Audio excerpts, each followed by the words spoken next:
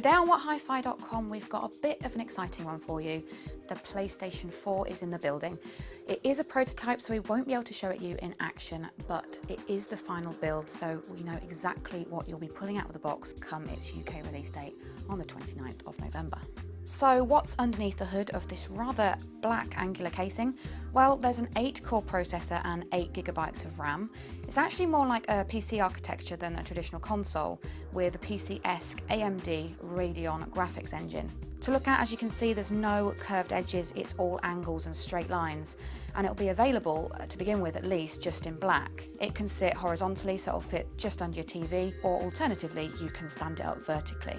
There will be 500GB of built-in hard drive for saving games, and on the front there's a physical optical drive that will support Blu-ray and DVD. When it comes to connectivity, the PS4 is no slouch either.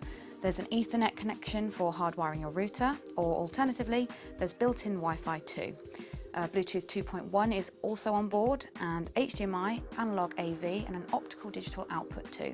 On the front you'll also find 2 USB 3.0 ports. So that's the console dealt with, but there's been almost as much talked about the new PlayStation 4 controller as the console itself. So Sony has gone for a new design in the DualShock 4 controller. While it still looks like a PlayStation controller that you might be used to, there are a few differences. For a start, the start and select buttons are now combined as one options button, and at the top there's a capacitive touch panel that'll give you new ways of interacting with games. Motion controls have been improved thanks to a new 6-axis sensor, and there's a 3.5mm headphone socket in the Control 2, which can be used with a bundle mono headset. There's also a speaker in the Control 2 if you prefer.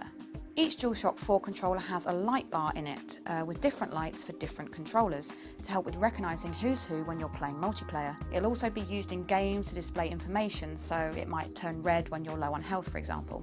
Finally, there's the share button, which pushes the PS4's social aspects, such as posting screenshots and gameplay footage online in real time.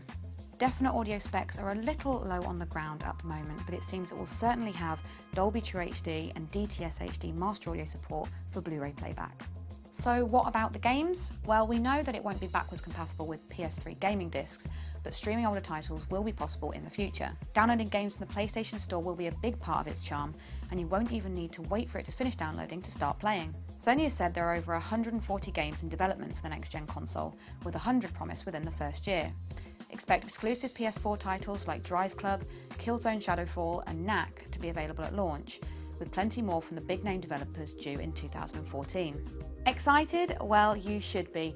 We'll be getting our hands on a full review sample of the PlayStation 4, so we can give you our lowdown on what we think very soon.